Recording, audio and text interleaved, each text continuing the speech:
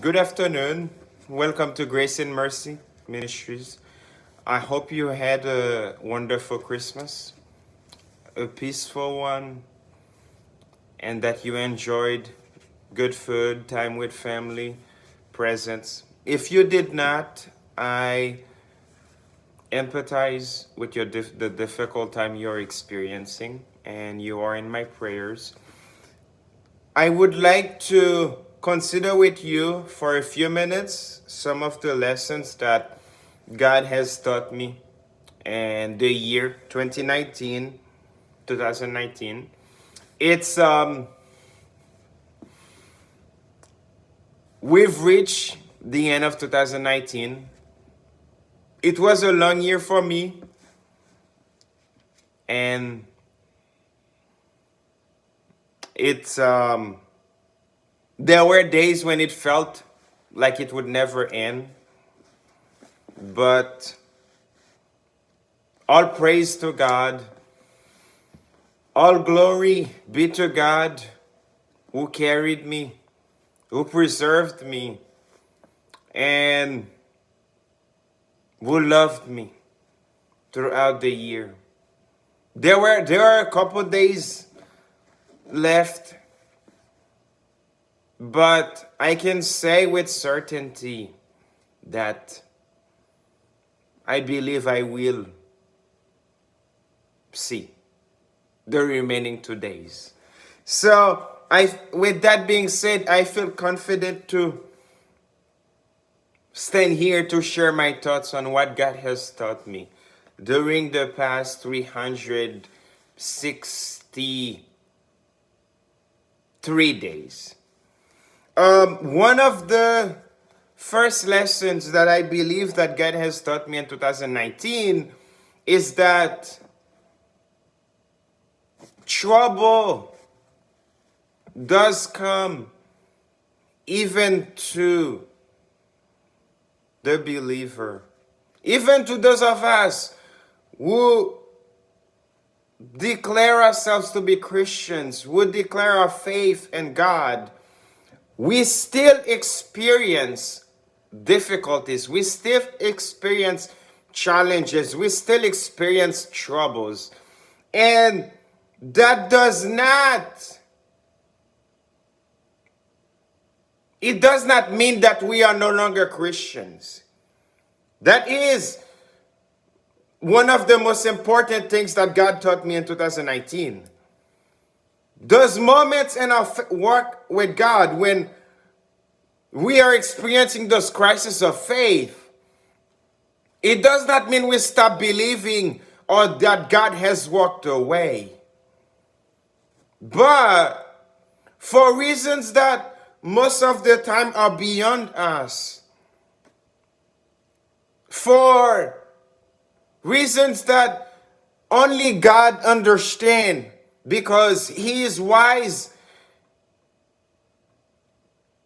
He is wise. He is knowledgeable. He knows all things. He understands all things. So for reasons that only are reserved to Him, God allows us to struggle. He allows us to experience those difficulties. But at the same time, those things do not mean that we stop being Christians. For instance, in the year 2019, God allowed me to go several months without receiving a paycheck. Now, it's not because I did not apply. I applied several places. I applied for different positions. And it's not because I was not qualified for those positions. Why did God allow me to go several months without receiving a paycheck? Is it because I did not pray enough? Is it because I did not spend enough days fasting? Is it because I was not on my best behavior? Is it because I did not give enough? Is it because God walked away? God wanted to be harsh towards me? There are many explanations, or there are many ways I could try to explain that situation that happened. But I believe that the best lesson that God taught me throughout that difficult experience is that just because I went several months without getting paid, without working, does not mean that God walked away. It does not mean that during those few months I was not a Christian. It does not mean that during those few months God was far away from me. It does not mean that during those few months God was punishing me for misbehaving in some type of way. Even as Christians, we still struggle. Even as Christians, we still experience hardships. Even as Christians, we still face dangers.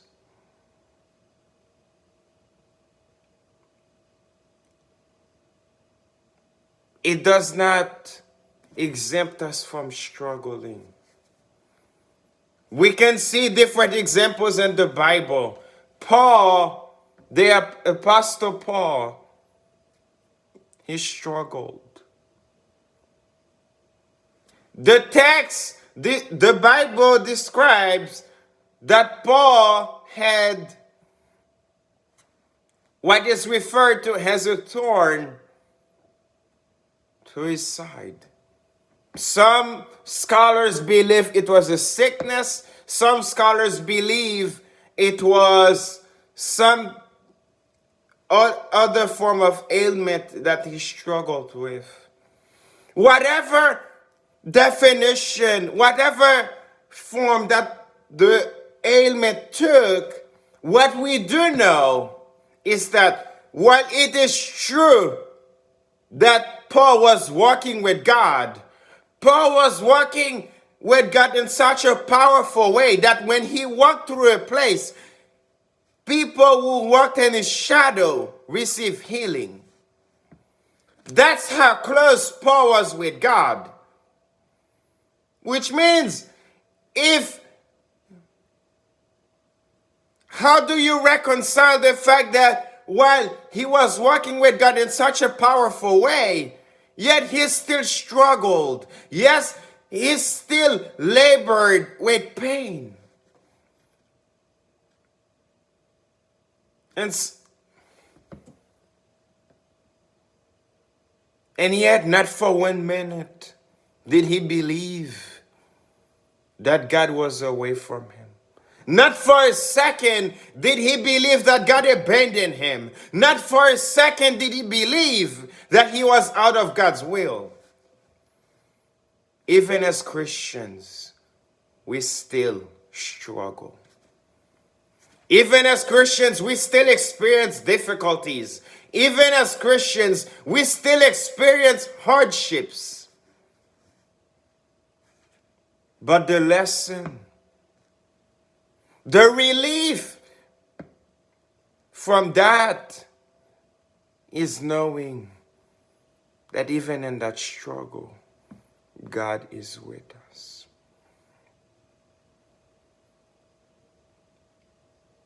Even while Paul was struggling with that ailment, God was still with him. Even when the Israelites were facing enemies, they were facing nature like the Red Sea, the Jordan River. They were facing mountains. They were facing the Jericho walls. They were facing armies that were much more powerful, that had many more weapons, many more soldiers. Even when they seemed outnumbered, God was with them. And we know this because Exodus 13, verses 21 tells us, and the Lord went before them by day and a pillar of cloud to lead them the way, and by night and a pillar of fire to give them light to go by day and night. When I read the last portion, to go by day and night, what it's telling me is that not for a moment did God depart from the people. Even in the midst of their struggles, even when they were facing enemies and it felt like they were about to perish, it felt like their enemies were just going to come at them and destroy them. Even in those times of uncertainty, when they had nowhere else to go, God did not turn away from them. God did not depart them. The struggle was real. The struggle was present. But what was also present was God's presence. God was there. I struggled in 2019. I did. I'm not going to go into details. I struggled. I struggled physically, emotionally, financially, and dare I say spiritually. 2019 was one of those times where I struggled more than I can remember in past years. But what I am certain of, even in the midst of those struggles,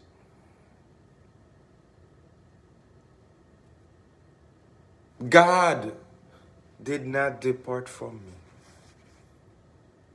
me. God did not walk away. His presence was here. In fact, I know for certain that if I'm still here sharing about the lessons I learned in 2019, it's because, and it's only because God was with me. If God departed from me for even a minute, I would not have.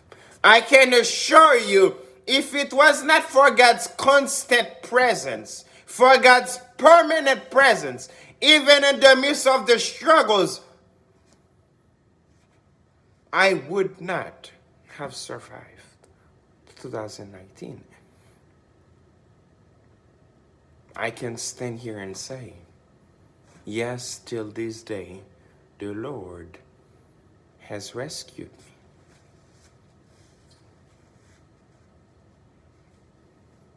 And you might ask, why?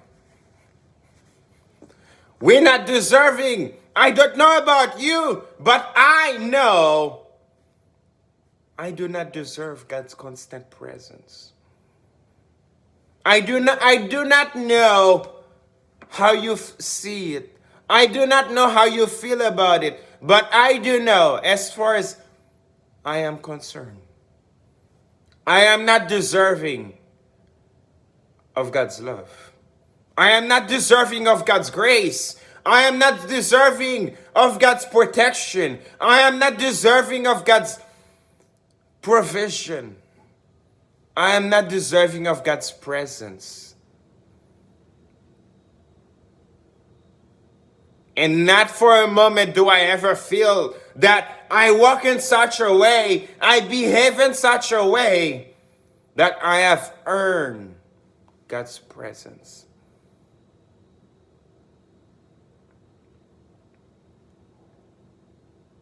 Lord, have mercy if I ever feel such a way.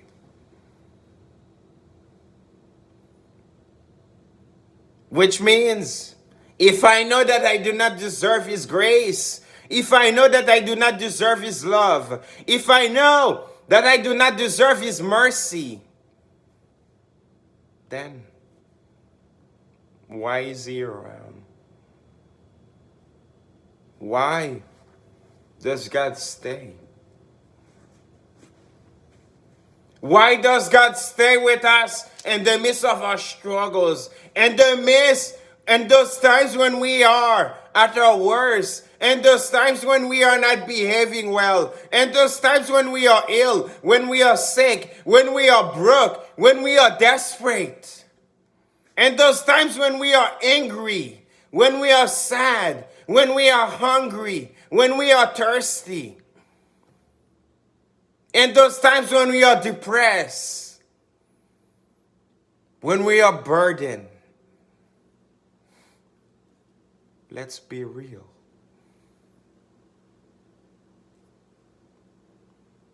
Why does God stay? Because He loves us. That's the only explanation. I know. That's what I believe. I believe that the only reason God stays when we are struggling, the only reason God's presence is permanent is because He loves us. He loves me. He loves you. God loves us to such a point that He died on the cross for us. John 3:16. For God so loved the world that He gave His only begotten Son, that whomever believe should not perish, but should have eternal life.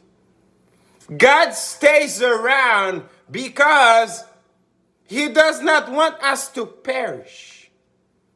He wants to save us. He wants to preserve us. He wants to keep us.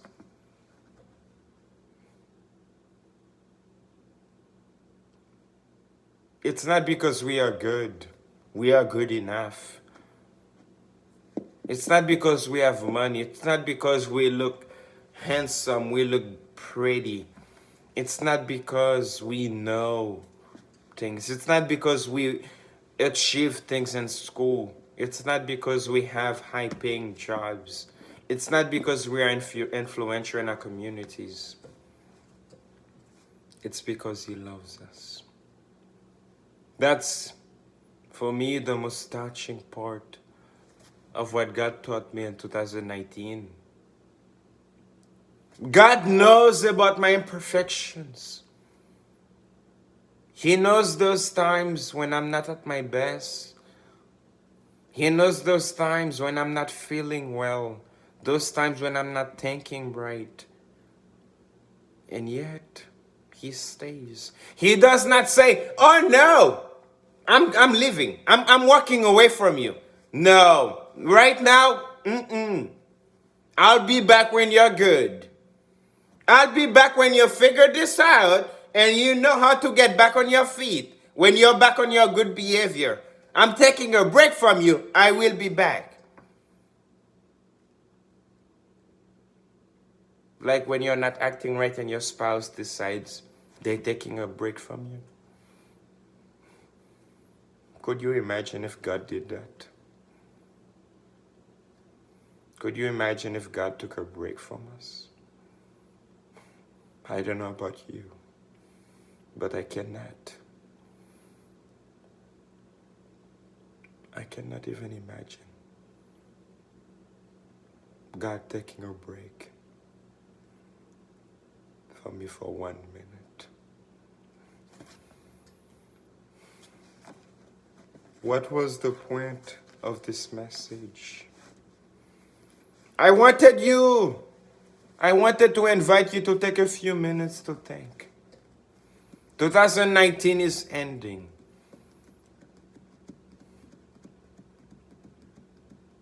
2 days from now, around this time, we'll be counting hours.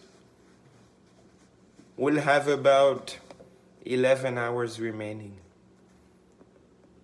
What has God taught you in 2019? What lessons has God taught you in 2019? Remembering what God has done for us is good. Remembering what God has taught us is vital. Because without remembering those lessons, we cannot progress with God.